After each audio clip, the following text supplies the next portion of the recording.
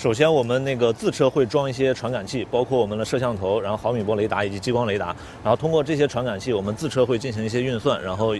做到一个单车的智能。另外，我们还会通过5G 技术，然后做到一些车路协同的一些配合，然后把路端的感知和车端的感知融合起来。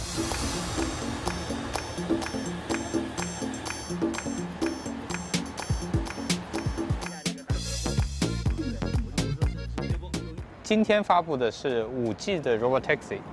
然后呢，它既有这个车端的智能，又有这个路端的智能，有一个这个被遮挡的这个小孩突然奔跑出来，那路端的这个传感器的话，就可以识别出来这种危险的行为，及时做出预判，